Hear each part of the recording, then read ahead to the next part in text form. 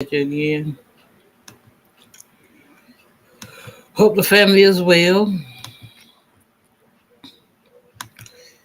Let's get in there. Where your attention goes, energy flows, my loves.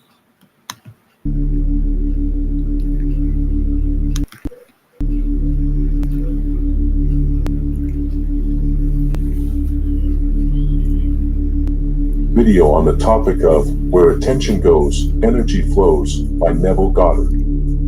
This phrase is a powerful reminder of the impact that our thoughts and focus can have on our lives.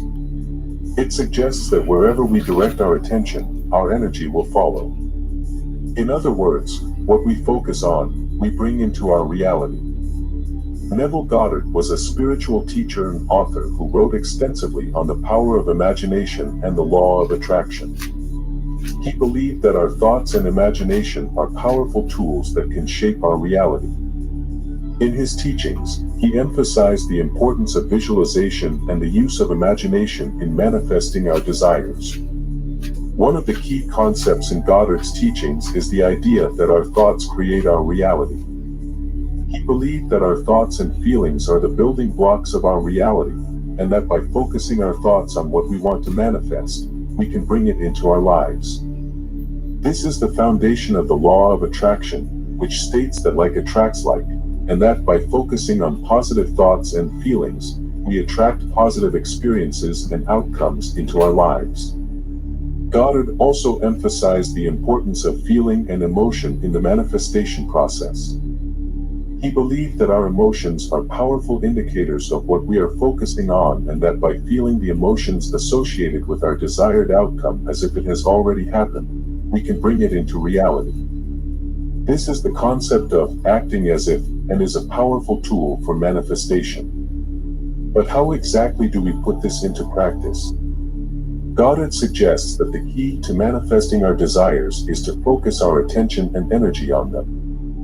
This means visualizing our desired outcome in as much detail as possible and feeling the emotions associated with it as if it has already happened. For example, if you want to manifest a new job, imagine yourself in that job, doing the tasks, interacting with your colleagues, and feeling the joy and satisfaction of having that job. It's important to note that this visualization should be done with a sense of detachment, meaning that you should not be too attached to the outcome. Instead, trust that the universe will bring you the best outcome for you. This way you are not putting pressure on yourself, and you are also allowing the universe to work in your favor. Another important aspect of Goddard's teachings is the concept of letting go. This means releasing any negative thoughts or beliefs that may be holding you back from manifesting your desires. This can be done through techniques such as affirmations, journaling, or meditation. In conclusion, Neville Goddard's teachings remind us that where our attention goes, our energy flows. By focusing our thoughts and emotions on our desired outcome, we can manifest it into reality. Remember to visualize in detail, feel the emotions as if it has already happened, and let go of any negative thoughts or beliefs that may be holding you back. With practice and consistency, you can bring your desires into reality. Thank you for watching today's video. We hope you found it helpful and informative. Remember to like, comment, and subscribe for more content like this.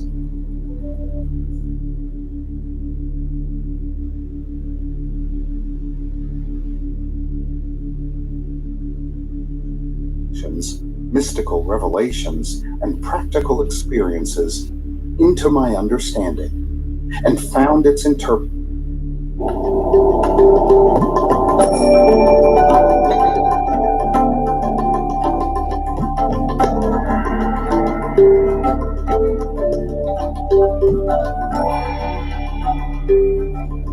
Welcome to the Alan Watts podcast, Being in the Way. I'm your host, Mark Watts, and today we're going to hear a talk called The Psychology of Mystical Experience.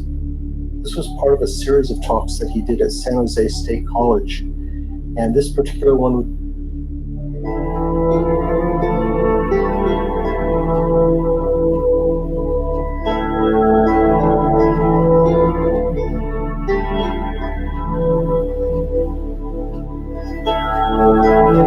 A general look at alchemy. Written by and presented with permission by Luxemore. Narrated by Matthew Schmitz. Alchemy's origin. Alchemy, according to esoteric writers, is said to be the invention of an ancient Egyptian sage called Hermes Trismegistus. The father of alchemy lived in an unknown age of Egyptian history, though he is thought by some Rosicrucian schools to have lived during the time of Moses and the exodus of the Israelites. If true, being an initiate of the mysteries of Isis and Osiris, Moses must have been tutored by Hermes himself, which later enabled him to carry out his mission and to realize his I am presence, symbolized by the burning bush. The various precepts of the Ten Commandments of the Lord of Hosts, revealed to the Israelites by Moses, are the first alchemical steps of purification and putrefaction. Further steps were later added to the Mosaic revelation by the Nazarene Master. Indeed, the Christ declared that he came not to abolish the previous revelation, but to fulfill it. It is thought by some that Hermes Trismegistus constituted a title assumed by distinguished hierophants of the mystery schools, in a somewhat similar manner that Zoroaster, the founder of the fire religion, is regarded by certain scholars. Incidentally,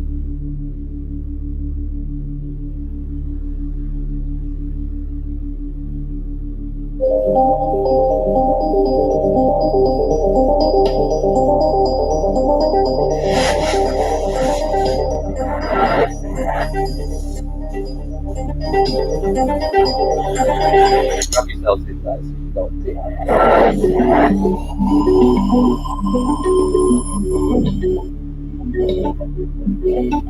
And people can argue over what God is since the dawn of time. Some people believe God is some bearded dude in the sky who judges you for masturbating, and others believe there is no God at all, which is just as insane. So I'm not going to participate in tomfoolery by trying to explain the inner nature of God. It's like, how am I supposed to know? It's unknowable. The purpose of this video is to explore the divine paradox, how it applies to us, and sharing potential spiritual traps that many fall into, including myself. So even though I don't want to fall into the trap of trying to define something that's undefinable, for the sake of this video, let's refer to God as the never-changing substantial reality that underlies everything we know in this universe. There are many names for it: God, Source, Absolute Infinity, the Creator, the Programmer, Infinite Love, Divine Intelligence. God, or what the Hermetists name the All, is by its very essence unknowable. However, there are certain truths connected with its characteristics manifested within existence as far as the human mind can grasp. Firstly, the All must be all that really is. There can be nothing existing outside the All, or else the All would not be the All. Two, the All must be infinite, no beginning and no end. For there is nothing else to define, confine, bound, limit, restrict the All. Three, the All must be immutable, constant, never changing. It cannot be added to nor subtracted from, increased or diminished. It must have always been and must always remain. And four, the All is law itself, from which all laws emerge. Nothing but the All can escape law, period, at least without negative consequences. So even though God and his intentions cannot be known by humankind, what can be known are the natural laws that construct this very existence. And these natural laws are universal and immutable, meaning that they have always been true and will always remain true, whether your perceptions align with them or not. So do not mistake natural law for religious doctrine. If they're not true 100% of the time, then it's not a law. The Hermetists believe all theories, guesses, and speculations regarding the All is not the childish efforts of mortal minds trying to grasp the infinite. This pursuit has always failed and will always fail, just from the very nature of the task. Those who pursue this rabbit hole end up traveling around and around in the labyrinth of thought, kind of like a hamster which frantically runs in its hamster wheel, traveling forever and yet reaching nowhere, just to be standing where it started. This is a common mistake when people try and seek the existence of God within existence itself. But how can the universe be created by the All if the All is infinite and cannot add nor subtract a portion of itself, since there is nothing new outside the All? Well, similar to how you create a universe of your own in your mentality, so does the All create universes in its own mentality. As the first Hermetic axiom states, all is mind. When we create, we don't use outside materials, nor do we take away a portion of ourselves, yet our spirit pervades our mental creation. Think of famous comic book creations such as the Marvel Universe created by Stan Lee. The Marvel Universe, along with everything in it, including all superheroes and villains, are mental creations of his mind. These characters may be imaginary from our perspective, but they symbolically reflect human nature. And to the characters in the story, the world is very real and takes a life of its own, but still bounded by the laws of that particular existence. It's not like when you draw a cartoon character that suddenly jumps out of page to a third dimension, right? Now imagine Spider-Man going around trying to find his creator within the Marvel Universe. It's safe to say that he would be chasing his tail until the end of time. Stan Lee, as we know him, doesn't exist in the Marvel Universe.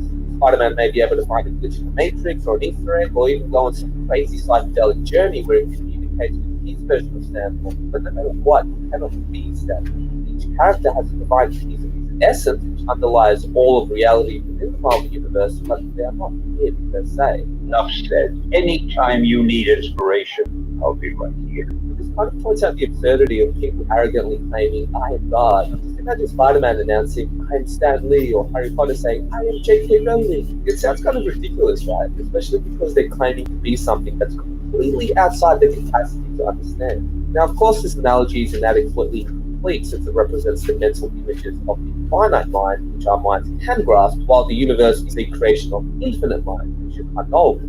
However, it's all a matter of degree in which the same principles operate. In this case, it's the principle of correspondence, as above, so below, since our universe is fractal by nature. And remember that recognizing principles and trying to understand the creator of those principles are two completely different things. So while the all is above all natural laws, we are bounded by it.